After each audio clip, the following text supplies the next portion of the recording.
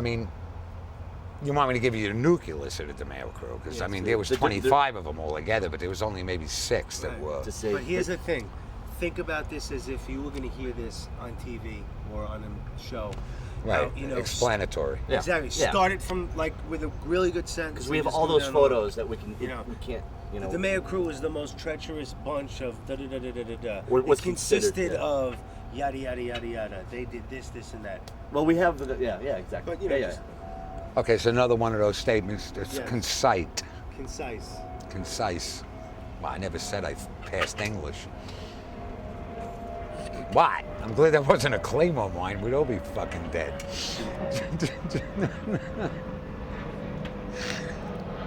All right. I mean, the DeMeo crew, I got to give a little thought to how I'm going to say that. Oh, yeah, give it some thought.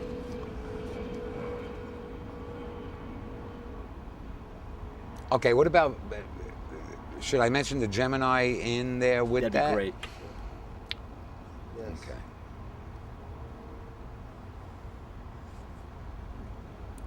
Because you're the narrator, so now you're narrating now. You know? I'm thinking how to really get it, all in that one flow. Yeah.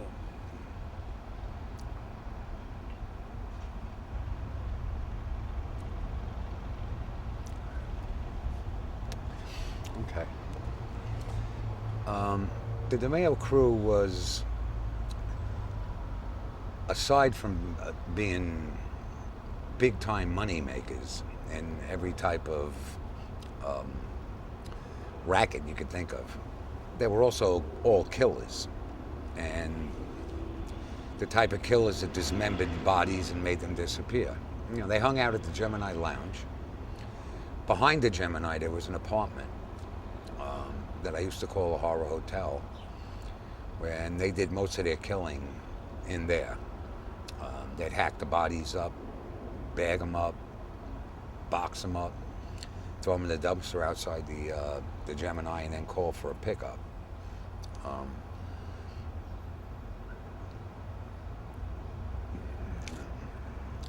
It's okay, that was good.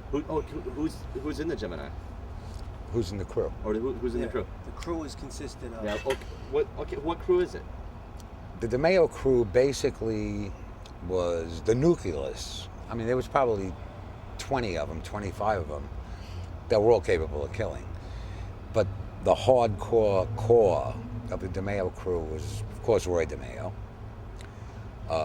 Chris Harvey Rosenberg, who called himself, actually his name was Harvey Rosenberg, so he called himself Chris Rosenberg. He called himself by his wife's name, which was Rosalia, Chris Rosalia. Then there was the Gemini twins, Anthony Senta and Joey Testa, Henry Borelli, Joey Dracula, Joe Guillermo, who was Roy's cousin, Danny Grillo, Carlo Profeta,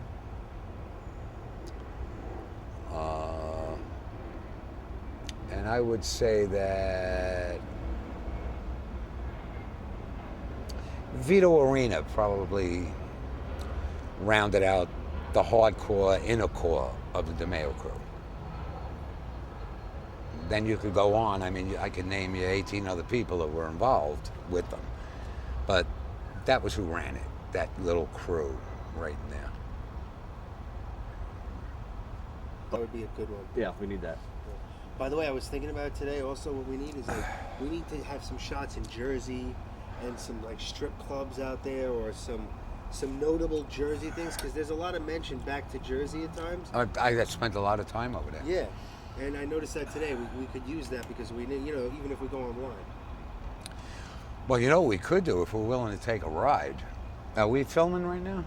We don't need to be filming this. Same type of style. Your involvement with the DeMeo crew was at this. Okay. This is where you fit into it. All right, my involvement with the DeMeo crew, aside from certain things that I did with Henry and Danny Grillo, who were two of my good friends, was basically Nino would spend 5-6 months out of the year in Florida. So I had to like basically oversee the crew and report to him what they were up to. I would collect money from them on Friday nights and go to Paul's house on Sundays, Paul Castellano. I go to his house in Staten Island and deliver the money and the slips and what this was from, what this was from, and then eventually, after Nino opened up, you know, where he not opened up, but after he had to be at the club on 86th Street all the time, he got kind of paranoid about going to the Gemini when he was here. So I was the only one that went there, you know, and that's how I got to kind of know what was going on, you know, especially from Henry and Danny. But we covered that already. We spoke about that. No, but that's why I was looking for you to say it in a concise Yeah, sentence. you said it that fluid way. Perfect. That was great. All right, what else? What else? Anything else you would Before you left LA.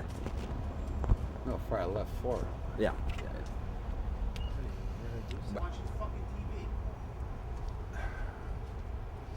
So where were we? Like, what were we It doing? was from the end of the Hole in the Wall game, Okay. talking about the money. Well, the hole in the wall gang really ended when after that meeting with Funzi Thierry and Paul Castellano, and you know that when we were kind of getting defunct, we had all this money and we always thought we could get back on track. It never happened, so we just kept on spending our money. Eventually, the whole hole in the wall gang just looked at each other and we were basically broke. We probably spent $2 million in less than a year between all of us, but there was no money left. You know. And the reason, and we haven't covered this, and I think the reason that I left New York, you know, in 1979, December 16th, I still remember the date, was because